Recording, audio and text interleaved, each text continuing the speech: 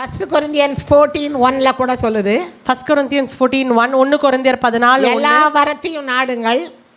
You desire all the gifts, but விசேஷமாய் தீர்க்கதரிசன வரத்தை, more especially the gift of prophecy. ஏன் தெரியுங்களா? You know why? இந்த gift of prophecyல In this gift of prophecy அவ்வளவு நன்மை இருக்கு, நமக்கும் இருக்கு அவருக்கும் இருக்கு. the gift of prophecy is both helpful for you and for others. ஒரு prophecy போதுங்க. One prophecy is enough. விளங்குதா? நான் என்னுடைய மகள் ஃபாரின்ல படித்தாள். My daughter went studied abroad. அப்போ அதுக்கு நிறைய அங்கே குளிர், கேனடாவுக்கு போயிருந்தாள். She went to Canada. அங்கே ரொம்ப குளிர் இருக்கும். There it was very cold. அதனால் நல்ல லெதர் வேணும்னு சொல்லி நான் CLRIக்கு போனேன். So I wanted to buy a leather jacket for her. I went to CLRI. அங்கே லெதர் ஜாக்கெட் பார்க்க போனேன். So I went in search looking for a leather jacket. யாருக்கு போனாலும் ஆண்டவர் வேர்டு கொடுத்தா சொல்லிடுறது வழக்கம். So wherever I go, God gives me a word, I share it immediately. உடனே அந்த லெதர் அந்த உட்கார்ந்து இருந்தவருக்கு நான் ஆண்டவரை பற்றி சொல்ல ஆரம்பித்தேன். So I just told the person who sells the leather jacket, I told him about Christ.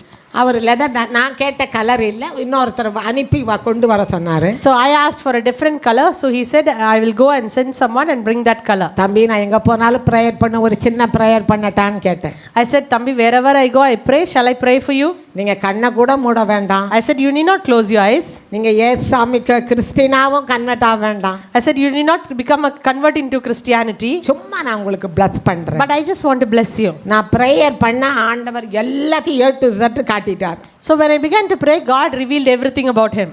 அவர் ஒரு பெரிய பாவம் பண்ணி He made a big sin. அவரை கொலை பண்ண ஆட்கள் வந்து And people were looking to kill him.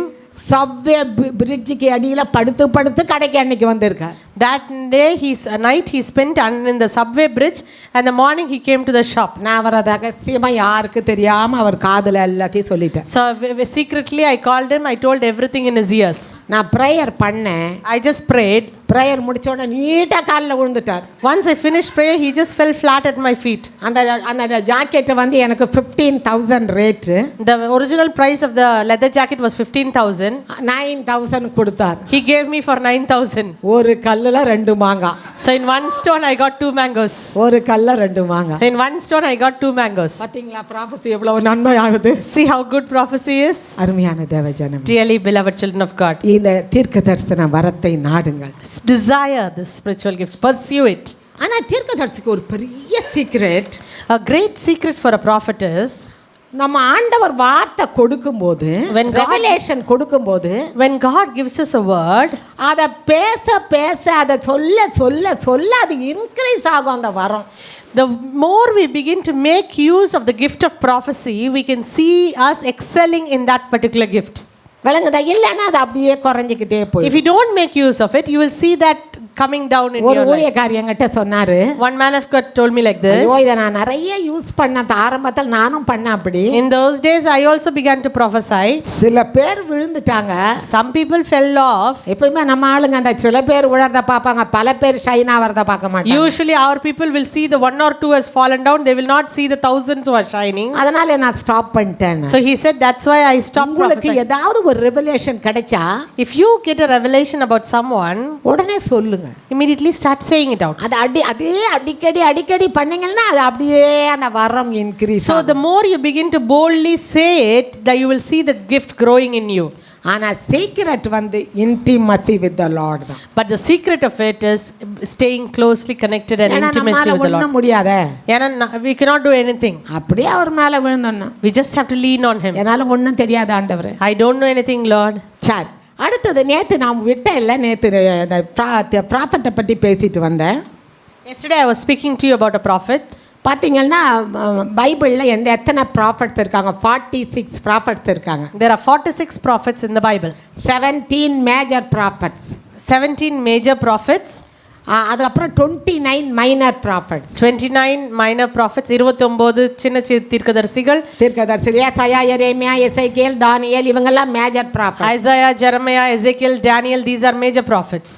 ஆகாய், சகரியா, யோனா, ஒபதியா, யோவேல் இவங்க எல்லாம் minor. Haggai, Zechariah, Jonah, Obadiah, Micah, these are minor prophets. அப்புறம் 13 விமன் ப்ராஃபட்ஸ் இருந்திருக்காங்க. There were 13 women prophets, 13 பெண் தீர்க்கதரிசினிகள். ராகேல், மிரியம், தெபோராள், நவோதியாள், உல்தாள், மிஸ்ஸிஸ் ஏசையா, அன்னாள், Elizabeth, even Philip 4 daughters. Philip, the 4 daughters of Philip, Rachel, Miriam, Deborah, and Navodia, Ulta, and Mrs. Isaiah. There were many, about 13 of the women prophets. Elizabeth. Yes, Anna and Elizabeth.